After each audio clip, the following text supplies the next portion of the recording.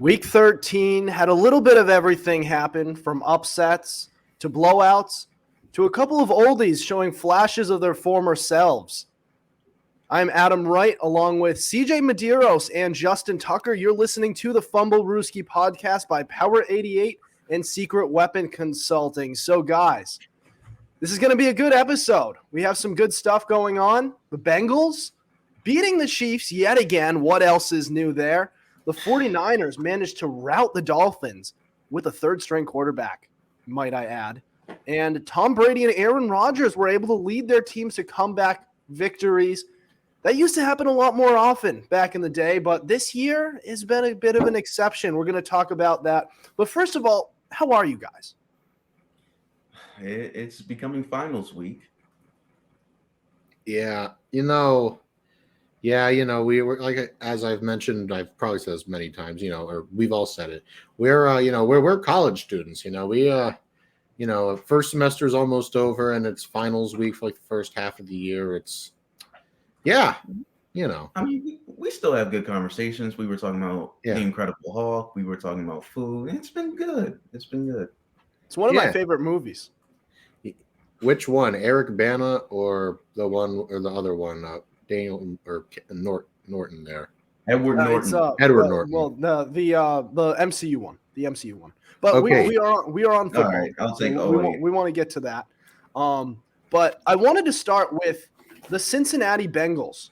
So they managed to beat the Kansas City Chiefs again.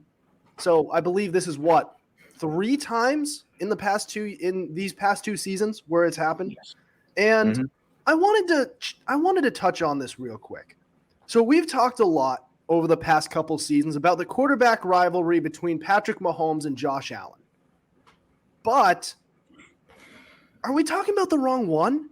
Because Joe Burrow, in this same stretch of time, has been showing out. He's been to a Super Bowl already in his just in his sophomore season, and him and the Bengals have gotten the best of Patrick Mahomes and company every single time they have played. So, guys, should we be talking more about Patrick Mahomes and Joe Burrow as the next great quarterback rivalry? CJ, can you please go first? All right, sure. Now, the reason people talk about Patrick Mahomes and Josh Allen is strictly because they're both the most talented. But when it comes to actual production, Mahomes versus Burrow makes more sense because everybody knows that when it comes to rankings, Mahomes is arguably the best quarterback in the NFL. And, everyone, it's always like Mahomes or Allen. But Burrow's somebody who's not nearly as good as Mahomes, yet he continually gets the better of him. Like, so far, Burrow's just had Mahomes' number. And while I don't think it's as explosive as a matchup of Mahomes and Allen, it's something that certainly bears talking about. And I feel like there could be 2 great rivalries that are equal. It can be Mahomes and Allen and Mahomes and Burrow. All right, Tuck. This is kind of tough. I wouldn't say that just yet because I don't think Joe Burrow is the same caliber as Josh Allen. And when I look at these rivalries, I don't look at it as like quarterback to quarterback. More so, I look at it as team to team. It's not like Josh Allen hasn't been showing up. Last time the Chiefs and the Bills faced off, I'm pretty sure the Bills won. So it's not like it's getting out of hand like the Chiefs have won like 3 straight, like the Cincinnati did the Chiefs. But again, I think that's a little more of a rivalry. I think those 2 are the 2 potential AFC championship teams outside of the Baltimore Ravens. But again, I think Joe Burrow as a whole, I don't know what it is against that Chiefs defense, but he always seems to find a way to carve it up when he has Jamar Chase in the lineup, just the way it is. I believe that team as a whole just does have their number, and it's going to take a while before the Chiefs figure it out. But I believe in the playoffs this year, if they do face each other, they'll be able to figure it out. But I think the rivalry is more so Allen to Mahomes than it is Burrow to Mahomes, even though the record is 3-0 for Burrow's favor. Yeah. What? You go. No. I was just saying, I agree. Okay. So both of these rivalries, Mahomes-Allen, Mahomes-Burrow, they both remind me a little bit of Brady Manning. But I've got to say, I think this one a little bit more so. Because Patrick Mahomes, like Peyton Manning, throughout regular seasons and even in some postseason time, has been considered probably the best quarterback in the league. And Joe Burrow and the Cincinnati Bengals always going into these games are the underdog. They're always the team that people predict to lose, unless people are going to say, "Well, I see an upset here." Okay, well we can predict upsets all day, but it's always the Bengals as the underdog, and so far Burrow has had the best of them every single time, and I don't know what it is. Like Justin said, I don't know what it is about this Chiefs team, but they bring the best out of Joe Burrow every single time, and he's just killing it. He brings it. What I love about this kid is he brings his best foot forward when the light is shining brightest, and that's something that says Brady to me. And now, am I going to compare him to Brady? No, he's probably not going to have nearly the same success as him, but he's a player who has some qualities that I think you can relate to him. And he's going he has a similar. They both have similar play styles to Peyton Manning, but I like how both of these kids play really well when it matters most. And it's not like the Bengals have just blown them out. These have been some really close games each and every time. So I hope these two meet again in the postseason, because this makes for some of the best sports television I've ever seen.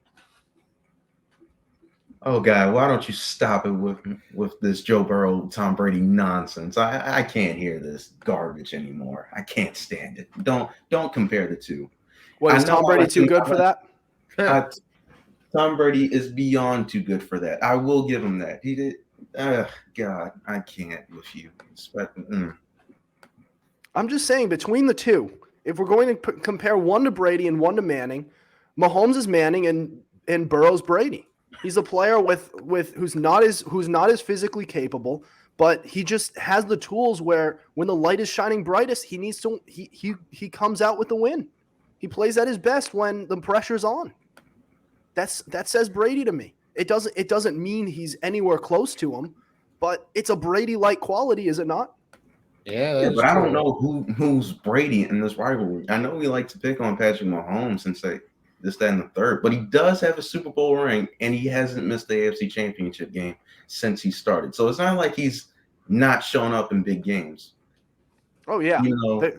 They failed in the second half of the AFC Championship game. It's not like he fails to show up. It's just the team just crumbled in that big moment. It's not like he hasn't shown up. Yeah, these are both great. These are both very, very good quarterbacks. In fact, Mahomes is on the brink of being considered a great quarterback. I'm just saying, if we're going to compare one to the other, this could be the next great quarterback rivalry. I thought it was Josh Allen. I thought it was, but the more I see these two quarterbacks play, the Chiefs and Bengals, I just can't not include Joe Burrow in this anymore. Joe Burrow is now in the conversation. They've beat him three games in a row, and they were complete battles. Both teams showed up. Both quarterbacks showed up. But, I mean, I got to look at Burrow, and I got to say, he's had the better of him. And Josh Allen has only won in the regular season games, and Mahomes has had the best of the Bills every single time in the postseason. You are not being fair. Because if a coin flip the other way, we wouldn't be having this conversation about Josh Allen. Come on. Enough with the friggin' coin flip. Listen, I'm not saying they would have won. All I'm saying is whether or not they should have got the ball in overtime. All I'm saying is Josh Allen was cooking in the fourth quarter. Let's not act like he wasn't putting on a show. They could have won that game. His defense just choked. Yeah, well, coulda, woulda, shoulda. What do you want me to do? So let's not act like that game could have went another way. Let's not hold that against Josh Allen. That's the way it ends up going. Oh, literally. And didn't they have to come back in that game? Yes, they did. Yeah, they came back and took the lead. Why'd they fall so far behind to begin with? Yeah, I hear no lies. That's what I'm saying. If you have to dig yourself out of a big hole, then those small inconveniences are going to turn into a huge problem for them when you have to dig yourself out of something like that. And he did. His defense just failed to show up. He didn't do enough. Oh, my God. They lost the coin flip. Before we leave this topic, you don't believe Patrick Mahomes is a great quarterback? Not yet. He's still too. All three of these quarterbacks are too young. Let's say they were AFC Championship appearances, 2 Super Bowl appearances, and a trophy. That's not good enough. Great is a term that's overused in sports. Yeah, you just got to get you have to do a little bit more. I'm saying he's close though. He needs a little bit more. Another one this year, would you give it to him? If he gets a ring? No, a ring or AFC Championship appearance. I totally would, yeah. I would say yeah. I'm about to say because that's 5 in a row. Yeah, I agree. But if this winds up being it for him and like some injury happens or something mentally happens with him, then I could look at him like Aaron Rodgers. Not even like Aaron Rodgers. Like I don't want to cross sports like a Derrick Rose. No. Oh boy, now you know. I'm just saying you can't like it's when it's this early in players' careers. I can't get there yet. You got to give it some time. There's a lot of quarterbacks who are great for small periods of time and then suck afterwards. I don't know. But Patrick Mahomes is on the cusp, and Joe Burrow and Josh Allen have a long way to go. That's all I'm saying. Oh, no. I'll just give you that and move on. So, CJ and I we're talking about 49ers, Dolphins, and we were thinking that the 49ers were not going to win this game. I mean, we gave them a chance, but wow. The 49ers routed the Dolphins 33-17, and they did it without not only Trey Lance, but also Jimmy Garoppolo. They had a third-string quarterback going in and tearing apart that Dolphins defense, and we're going to get to that next. You are listening to the Fumblerooski podcast.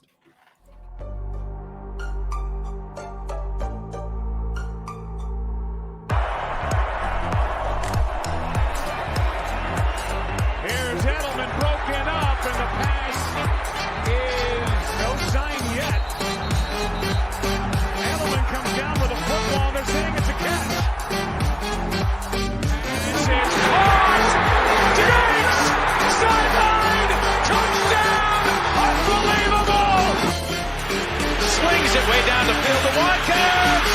Sammy Watkins for the touchdown.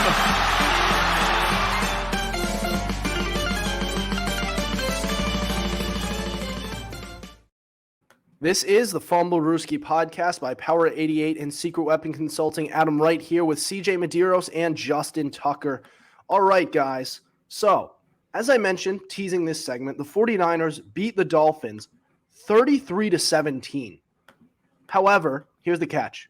They lost quarterback Jimmy Garoppolo for the season to a broken foot.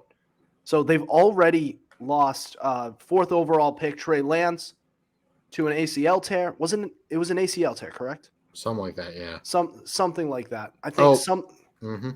By the way, Adam, sorry. I did want to point out a lot of people were talking about Garoppolo's broken foot.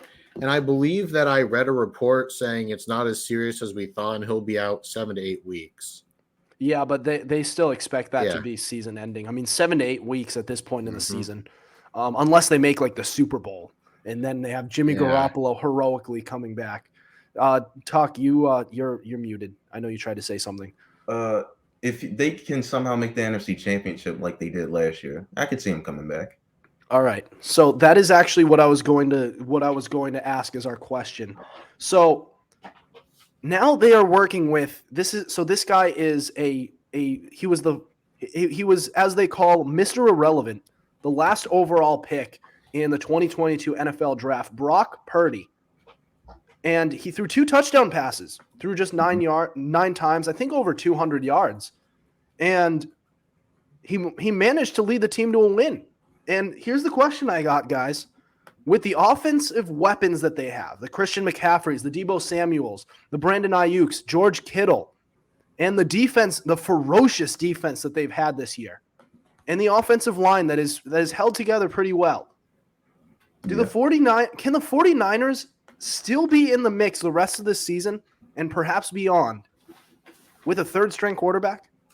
Oh, absolutely. If they still have that defense intact like that, oh, absolutely. If they have the weapons that they do, like Devo, Brandon Ayuk, and George Kittle, yeah, if they still have that line that can make any running back look good, regardless if it's Christian McCaffrey or not, oh, yes. As long as the quarterback doesn't make mistakes like Jimmy Garoppolo, yeah, I could totally see this team making a deep run because they have the run game. They have the defense to apply pressure to any team. So they could give fits to anybody they go up against, regardless of the team. If they went up against the Eagles, I wouldn't be surprised if they beat them. I think the problem with the San Francisco 49ers is the injury at the quarterback position. However, Brock Purdy played pretty damn good in his first game. So all in all, I could see them making the playoffs, but how far they go is depending on how they use their quarterback and how reliant they'll be. All right, so Tuck says absolutely. CJ, what say you? I think they very well could go to the playoffs. As it sits right now, their division is obviously theirs to lose. But, Brock Purdy was a seventh rounder, for a reason. I mean, not every late round quarterback becomes Tom Brady, you see. Mm-hmm. And I do have confidence that maybe they can. I mean, look, if that offense can make Jimmy Garoppolo look good, I would imagine it could make Brock Purdy look good because they have a very because with that line and that group of weapons, it could kind of be like a plug and play system, like you just put in anyone and they could probably succeed. But I wouldn't go that far, but it does, kind of warrant a cursory mention. Then, you look at like the Niners, like I said, as a team, and I think Purdy should be fine. He did pretty well. I mean, he did get the job done. All he has to do is be a game manager and not make mistakes, which I know is tough for a rookie, but I think he'll be fine. I do. He'll go to the playoffs. Niners, even like at every other position, they're fine, and I think they can carry Purdy if need be. Yeah, I mean, I look at this team, and especially the way they are, this offense is built off running after the catch. If they have any quarterback who can throw more than 20 yards down the field, or and be able to throw for some kind of accuracy, then they have them. They're going to be in the mix still. They don't need a Joe Burrow or a Patrick Mahomes to lead them to the promised land, especially with the offensive weapons that they have. They don't need a quarterback who can do more with less, because they don't have less. They have everything you could possibly need. One of the best tight ends in the league. Two of the better wide receivers that you could get. You have a great running game led by Christian McCaffrey and a very good offensive line that's going to keep you on your feet, plus a defense that's going to pick up the slack. Like, what else could you possibly ask for if you were a quarterback, especially a seventh rounder, and you need all the help that you could get? Not only a seventh rounder, but a rookie. Mr. Irrelevant, last overall pick. I mean, wow. I think they can do it. It's in theory, it can work. I'm not making any predictions, but theoretically, with the way this offense is built and the way Brock Purdy looked, this team should still be in the mix, even like Jimmy Garoppolo or not. And it's crazy how we even sit that's how great this 49ers team around Jimmy Garoppolo was.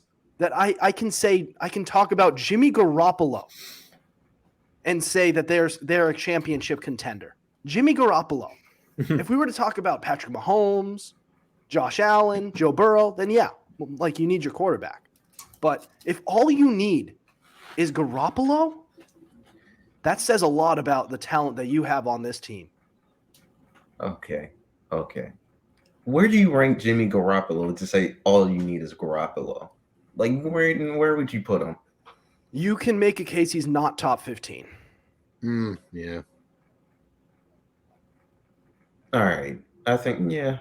I don't think they depend on their quarterback, but I'm not saying he's a scrub either. I don't think he's a scrub either. I just think he's a very just above average serviceable quarterback. Like I'll say this much. Kirk Cousins is better than him. I mean, that was obvious, but y'all been telling me Kirk Cousins wasn't a top 10 quarterback, and I've been saying this for years. I don't think he's top 10. Whatever. That's another argument to be had. And whenever we talk about the Vikings next, they did win this week against the great Jets team led by the great Mike White in an absolute duel. So that was something that happened this week too. We're not talking about it today though, but are we ready to move on to our next topic? Yeah. All right. Well, I think we all stand in agreement that this 49ers team, regardless of who they have at quarterback, they'll still be in the mix. So, next, Tom Brady and Aaron Rodgers. Those are names that are very familiar to NFL fans. Unfortunately, low-key, they have not hit the top 10 as quarterbacks this season. So this has been a disastrous season for them. But they had a little glimpse of hope this season, both of them, this past week with comeback victories. We're going to talk about that and possibly if they have some juice left for the rest of their careers. This is the Fumblerooski podcast.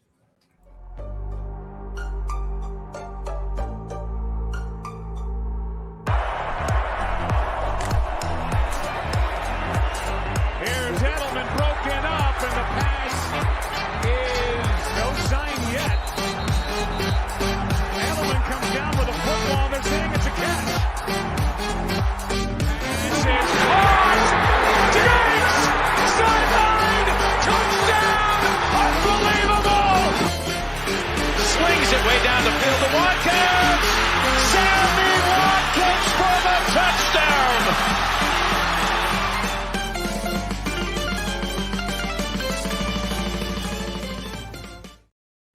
You are listening to the Fumblerooski podcast by Power 88 and Secret Weapon Consulting. Adam Wright, CJ Medeiros, Justin Tucker with you.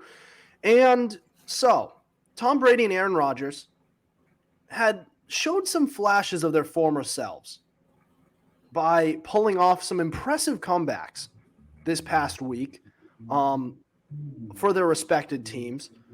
And it led me to think it was literally last year where these two finished 1-2 in the MVP voting. Just last year, man.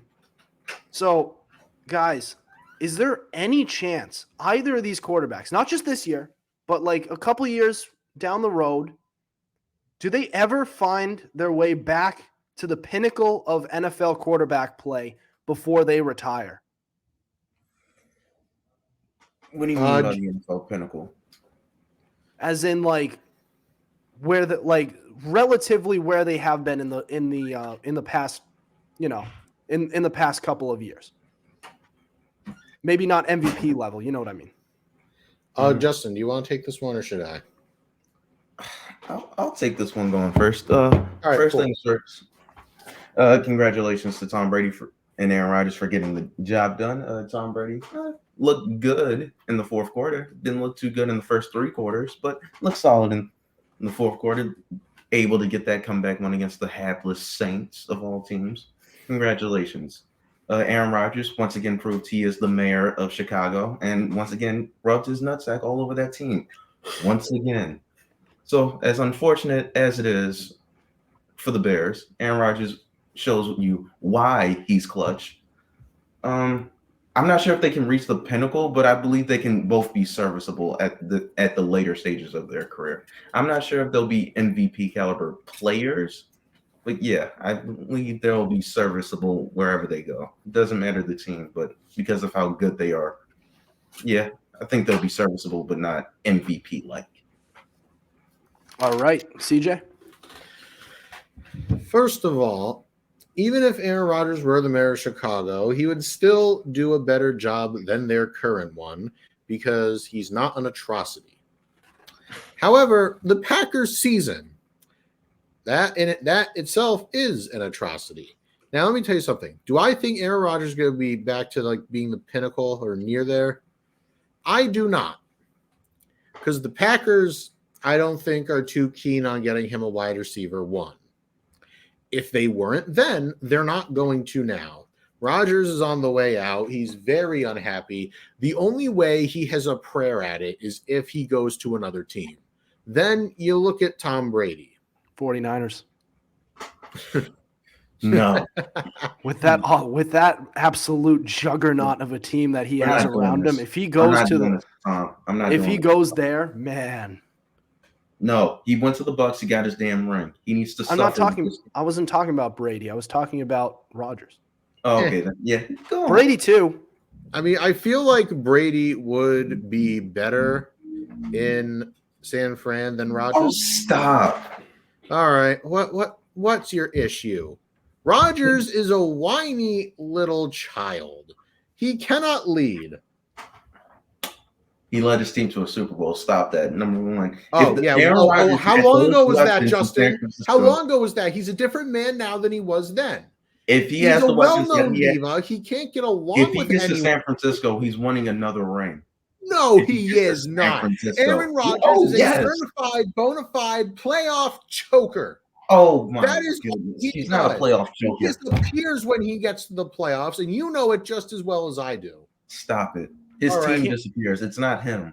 But I digress. Oh, yeah. Oh, I'm sorry. Didn't he literally lose to, speaking of the Niners, didn't he literally lose to a team that didn't score a single offensive touchdown in the playoffs? Or is that someone else? I forgot. Might have been someone else. Yeah, fine. All right. Anyway, but CJ, before I was interrupted, CJ, there's a level that you could play where you could be like Tom Brady, and there's a level you could be at where you were like Aaron Rodgers before this season. That's the question. Do you think he can get back to that level? No, I don't. Where he's in the mix. I don't. Brady, I'm not too keen on that either. Brady's also another one who needs to retire. I think he has a better chance at Rodgers because Tom Brady just doesn't friggin' age. But I would give Brady the slight edge there. But all in all, I don't think either of them are really going to return to their. Hey, it's not too late, Brady. Start collecting those AARP checks. Yeah, the AARP. You know, I forgive you. All right. It's about that time. Let me explain to you why Tom Brady absolutely should not retire after this season. And I was going to say that he should retire after this year. I said that before last season. I said I'd be fine if he retired after this year. I would. But then all his family issues that he had came up. Now now his family is in shambles. So you don't come out of retirement, lose your family, and then just retire after that, right after that year. Just like, all right, I'm done. We're done here. He can literally be a sportscaster, though. Go back home to an empty house. Do you give up your family to be a sportscaster or to be the athlete? To continue to be the greatest of all time? Tom Brady. He can literally start a new family. He's Tom Brady. He can pull anyone he wants. Oh my God! But you guys are missing why would you want to start a new family? You have what you had. What you had was great. You were the greatest quarterback of all time. You could give your kids a new stepmom or something. CJ, I talk, you talk. I talk, you talk. You had the greatest. You were the greatest quarterback of all time. You had a great family, and you decided to put that all in jeopardy because you became undecisive this past off season and retired, and then 2 months later you come out of retirement. If he was to go up to Giselle, let's say just after his loss, he says, "Listen, I want to retire soon. I wanted to play through the age 45 season. Let me do this one last year, and then I'm done." He should have done that. What he did? Who says he didn't? But what he? How do you know he didn't? He probably didn't. How do you know? Well, explain to me precisely how you know. How I know? Yeah, because he retired. How do you know she didn't strong arm him into it, and he said, "All right, enough is enough." Because he came out of retirement. No, that's what he said. That's what I think. She basically forced him into retirement. And he's like, "That's it, I'm done." CJ, we don't know that though. Yeah, and you don't know. You don't even know your thing. So what's the point? You can't just say, oh, yeah, this totally didn't happen. And you can't just discredit my thing. We both know the same amount. All right. So then I'll rephrase. If, in fact, he did wholeheartedly or half-heartedly, but wholeheartedly tell her that I'm going to retire at this past offseason and then come out of retirement, then that was a stupid decision. Stupid. Dumb. If that was the case. But what he should have done is just say, this will be my last year, and then I'm done, and I'm all yours after that. I'll spend much more time with my family. Yeah, that's what he should have done. But now you put, like, why would you jeopardize all of what you have? You have it all. And now whenever you retire, whenever that's going to be, you're going to go home. You're going to come home to an empty house. I'm just saying, like, he Really? should have, like, he should, like, and at this point, you might as well just play a few more years. No. Because what would be the point of him jeopardizing his whole family for that? He can still talk to he's his gotta kids, come back. just his wife. He can get a new one. Jesus Christ. You talk about it as if it's just like you're just going to the store, you're just picking someone He's up. Tom friggin' Brady. The man can pull any woman he wants. Yeah, but not everyone is just like, it's not all about looks.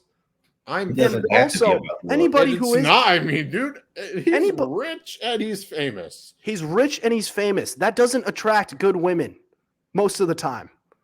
So it's a good start. Yeah, it's a good start. It's a lot of them are just going to leave because or they're He just doesn't no, even yeah. have to they're get just remarried. in it for the money. He doesn't even have to get remarried.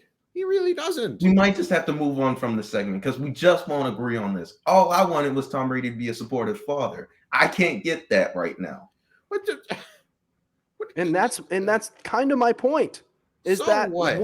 why would he come out of retirement and accept the fact that he's divorced? He divorced his wife, who he's been with for over 10 years, happily married with a couple of kids, and then just retire after that 1 year. This man spent. I don't think he ever wanted to retire. I really don't. Said F it. I F agree. these kids and went back into playing football. That's crazy. I agree. I think he made that decision without fully being into it. Because, like, if you remember from what he was from times when he was talking to the media, he was counting the days since he retired. This guy was never fully into the retirement. All right. He should stay retired.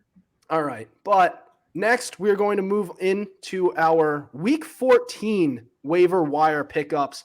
Guys, for a lot of leagues, this is our last week before the fantasy football playoffs, or second to last. We're getting close to playoff time, and it is the playoff push, and you guys need all hands on deck, including hauling in some guys from the waiver wire, and we have you covered. Don't go anywhere. This is the Fumblerooski podcast.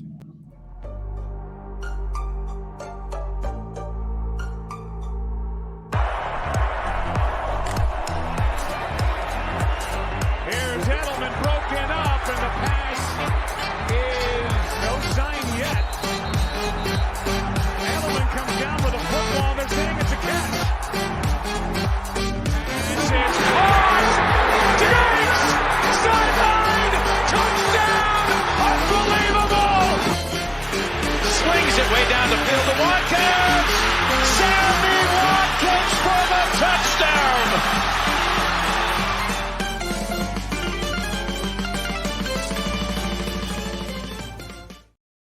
Welcome back to the Fumblerooski podcast. Adam Wright, CJ Medeiros, Justin Tucker. We are on to our Week 14 waiver wire pickups for this season. Getting very close to playoff time, as I previously stated, and you guys are going to need all the help you can get to get into your fantasy playoffs and win your leagues. So without further ado, here we go. Kicking it off with the running backs, we have Cam Akers and James Cook. For wide receivers, we have Darius Slayton and Michael Gallup. For tight ends, we have Noah Fant and Chigozium Okonkwo. It's a bit of a tongue twister. Quarterbacks, streamers, we have Tyler Huntley at Pittsburgh, and Brock Purdy versus Tampa Bay. As for defense and special teams streamers, we have Chiefs at Denver and Seahawks versus Carolina. All right, so that does it for our Week 14 waiver wire pickups. Next, we are going to get to our fan box, where we asked you guys to rank your top 3 teams in all of football right now. This was a fun one to do. I loved getting you guys' answers, and you guys are going to hear them right here on the Fumblerooski podcast. That's next. Don't go anywhere.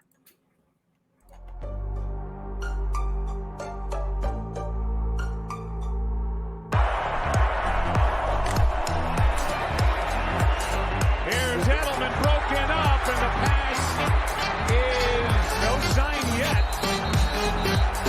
Edelman comes down with a football. They're saying it's a catch. This is caught. Diggs! Sideline! Touchdown! Unbelievable! Swings it way down the field to Watkins. Sammy Watkins for the touchdown.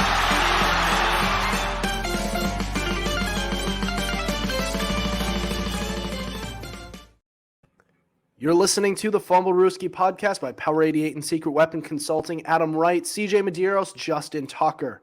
So we have reached the fan box portion of our show, where we post a question filter on our Instagram every Monday, and you can respond with hot takes, questions, and more, and we will discuss it and give you a shout out the next day on our podcast. Respond to next week's fan box question to be featured on our show. Now, the question of the week, more of a demand: rank your top 3 teams in the NFL right now. All right. So Ian Mulhern led off by saying Eagles, Cowboys, Bills. And I got to say, the Bills have carved the Cowboys have carved their way into that conversation. I mean, it's a well-rounded team. Everywhere you look, they could beat you in many different ways. And that's usually, those are the teams that are the most lethal come postseason time. Isaac Zonana said Chiefs, Eagles, Dolphins. Finns lost. We played the best defense in the league with no O-line. So can you tell that he's a Dolphins fan? So he has a point there. They have one of the better front sevens in the league, the 49ers. And the Dolphins were missing both of their tackles. So one of them, Austin Jackson, he's been out for most of the season. This is his 10th game that he missed, and he's going to miss at least 4 more because he's on IR now. Also, Terron Armstead, their prized acquisition from this, they're a free agent ad from this offseason, he was out as well. So you have an out there, but still, all the great teams, the top 3 teams, learn how to get around that, especially when that 49ers team has a third-string quarterback. Daniel Blaziak said 1 Chiefs, 2 Vikings, 3 Bills, honorable mention Jets. Can you tell he's a Jets fan?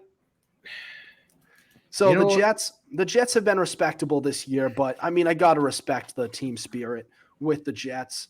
And this is probably one of the better Jets teams since let's say 2015. That was a good Jets team. I just want to say one thing about the Jets. Their record doesn't show it, but you can make a case that they're the worst team in that division. Even worse than New England, because they have a better record than New England, but New England swept them in the division. New England beat them twice. Yeah, but New England's not that good this year. No, New England's not, but are the Jets? The Jets have a better defense. Are much worse. Yeah, they are, but you have to admit, when it comes to offensive production and future outlook for the rest of the year, the Jets are they're much worse than their record shows. Well, they're 7-5. I think their record is pretty. I think it's indicative enough for them to. I think 7-5 is about where they should be. No, especially that offense. No, I would say so. Garrett Wilson's legit. That kid's been showing out. And who else? What do you mean and? What do you mean? What do I mean? Do you not speak the King's English? And who else this season's going to help? Mike White. They had Breece Hall for half of the season. I'm sorry. And how did Mike White do last game? 300 yards and 2 picks? 300 yards is pretty good. They were still in that game. It would have been better than Zach Wilson. He's been a better player than Zach Wilson. Yeah, but Well, if you got two quarterbacks, you got none. And I'm not saying the Pats don't have two quarterbacks. I'm literally just saying, like, they were literally swept twice. I mean, they were swept by the team with a worse division than them. I mean, with a worse record than them. All right, upsets happen. You got it. But twice. Upsets happen. You made your point. They also made it a one possession game against the Vikings this past week, who are 10-2 now. Adam, so that's pretty good. Drop it. Just drop it. All right. Yeah, okay. Well, I don't care about position games. Did they win? Yes or no? Like, we got to get. What do you mean? They lost, but they're exactly. Team. So it doesn't matter if it's a one-score game. You could lose by 1 point. You could lose by 20. The final, the only thing that matters is the W or the L. You did this. He named him as an honorable mention because he's a Jets fan. Okay, I know, and he needs to learn. I'm just kidding, Daniel. We love you. Wait, that is Blasiak, right? Blasiak, yeah. He likes a lot of our stories, and he responds to almost every fan box question. I know. Daniel, just don't take it on the chin, man. We're messing around. All right. Maybe. Grayson Mortimer said 1 Eagles, 2 Chiefs, 3 Bills. I would say that's pretty good. That's a good ranking. Allow it. Yeah. I think the Bills have come back down to earth a little bit because everyone saw them as like the legitimate number one. No one's even close. And now you can name a lot of other teams in that number one spot, namely the Eagles or Chiefs. Diego Huertas said Eagles, Bills, and Bengals. No. Eagles, Bengals. They're getting better, and they did beat the Chiefs, but I don't. 3? No, absolutely not. It's a bit of a stretch now, but if they, let's say they only lose 1. Let's say they only lose 1 game for the rest of the season. That's a 12-5 record. I think that's worthy. Yes, they still got to see us again. Oh boy. I think that's worthy of consideration of being top 3. But we're talking about top 3 right now. But the Bengals have been red hot lately. Also, you talk about us as in your Ravens. Lamar Jackson's going to be out 1 to 3 weeks. They still got to come see us, Adam. It don't matter. Well, if they finish with a better because record, I can't believe it's not Lamar is so good. All right. We still have the division lead over them. We still have the head-to-head matchup over right now. If they finish with a better record, then none of that matters. Whatever. Yeah, and if you win.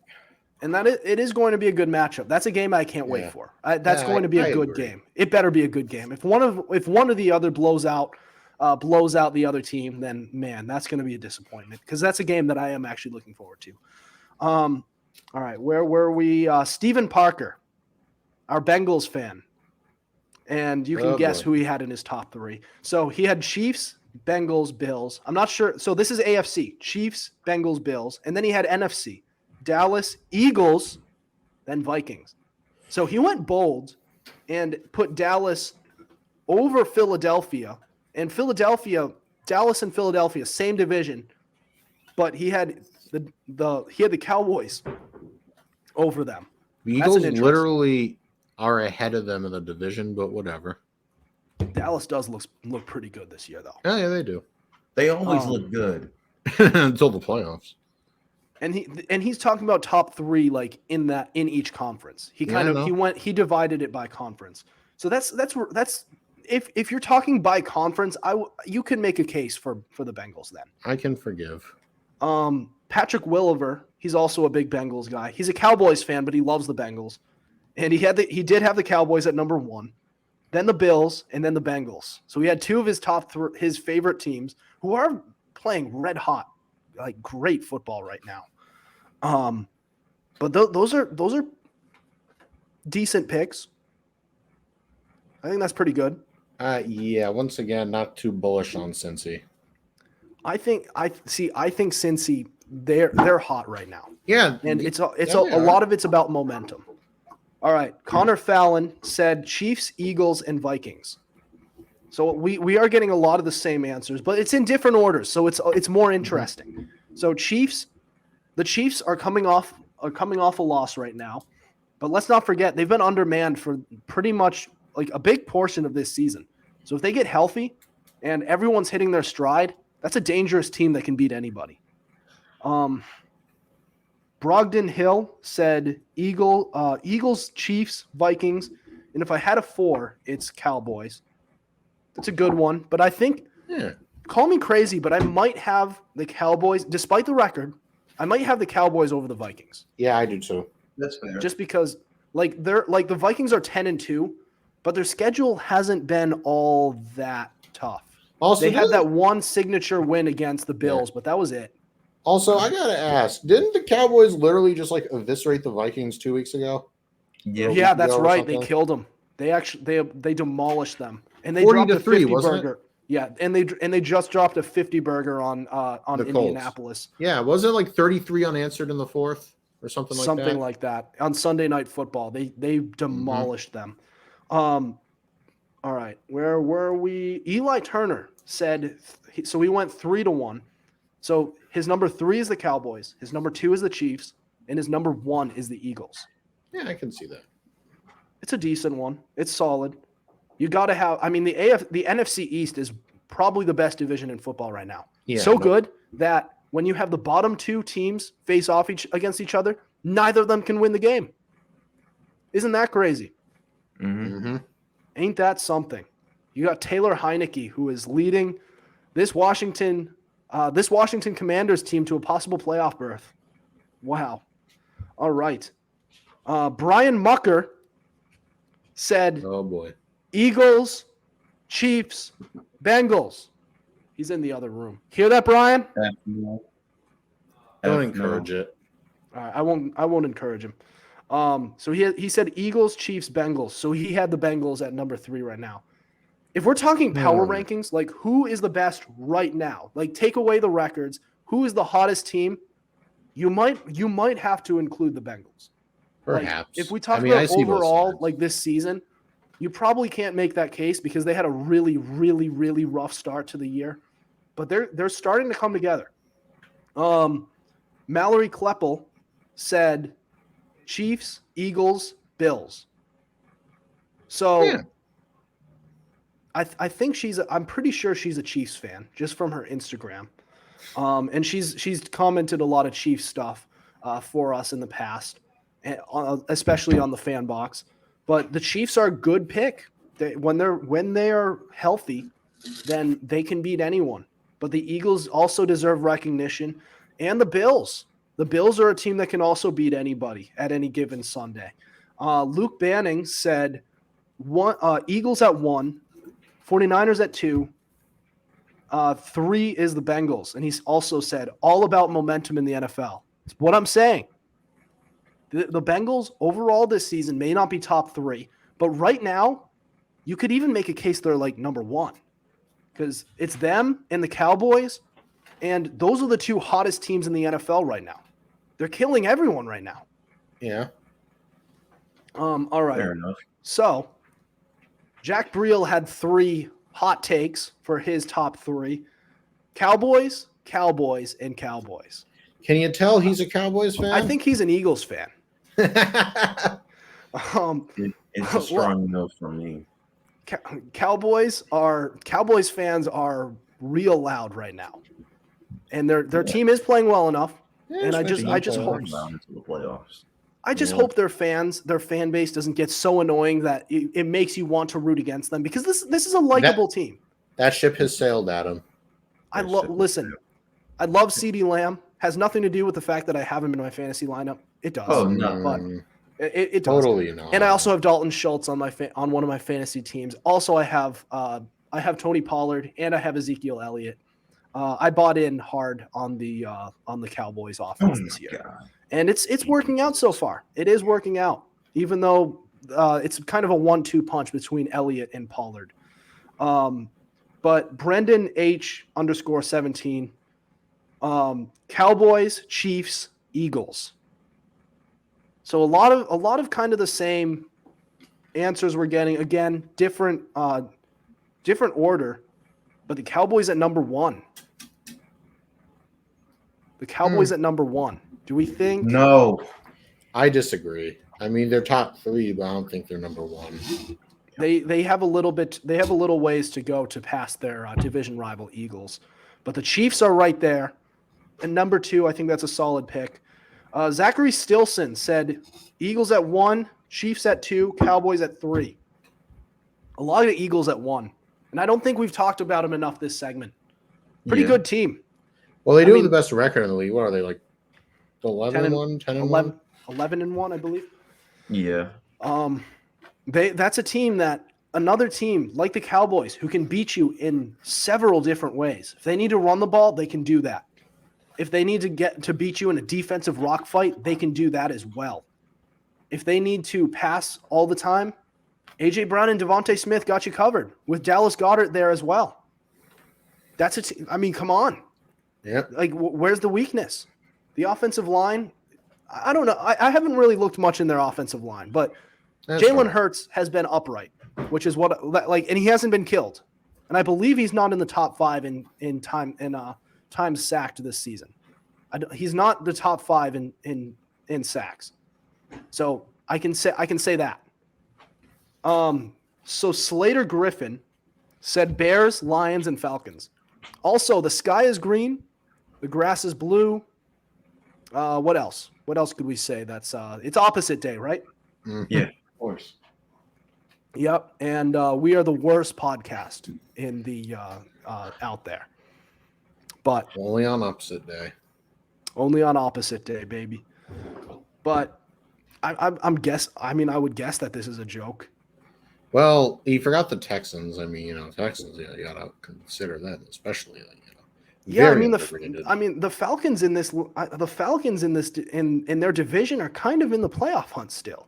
The Texans are like out. They only have one win to their name. Didn't the Texans get eliminated from playoff contention? Yes. It was them in Chicago, right? They should Back-to-back be years. eliminated. Back-to-back years being the first team to be eliminated. The Texans. It's the Houston difference. That's the Houston difference. All right. Any other thoughts before we end the show tonight? Nope. You want to All cover right. the Baker thing real quick? Oh, yeah. Oh, You yeah, wanted to we get got to it. that? Mm-hmm. All right. I'll get it. So, yeah, Baker Mayfield was released, and he went through waivers. He was heavily rumored that the 49ers would want him. That was a position of need for them, as right now they have their third-string quarterback going in Brock Purdy, the 49ers. But he didn't make it that way. He didn't clear waivers, and it turns out the Los Angeles Rams picked him up. And I guess that kind of makes sense because Matthew Stafford's on IR. Wolford, what's his name? John Wolford.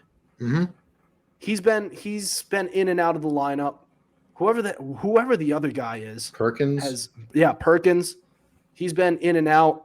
So they add another body there. I guess Baker Mayfield could keep the team kind of afloat. But I mean, there's nothing good about them losing right now. Nothing. I mean, they're like. I mean, they have to. I mean, they have to keep fighting for their season. You can't just give up and tank. You don't have anything to tank for. Yeah, they don't have any cap space. Yeah, they lost their number. They lost their. They don't have. So their first round pick right now is Detroit's, and the more the Rams lose, the better that number 1 pick for the Lions is, and they already have a top 5 pick. So the Lions looking like the biggest winner out of this trade deal so far. Surprisingly, not out of the playoffs just yet. Yeah, I know. Yeah, it's at that point. All right, guys. Anything else? We done? No, Yep. I'm good. I'm fine. All right. So that'll do it for us tonight. Thank you for listening to us. We have new episodes out on Tuesdays and Fridays at 7:30 p.m. Eastern Standard Time. Be sure to subscribe to our YouTube channel. We also have all our episodes available on Spotify, Spreaker, Apple Podcasts, iHeartRadio, Google Podcasts, and so much more. Also, be sure to follow our Instagram at Fumblerooski_podcast to keep up with our podcast and the latest coverage on the NFL. Otherwise, we'll see you next week. Over and out.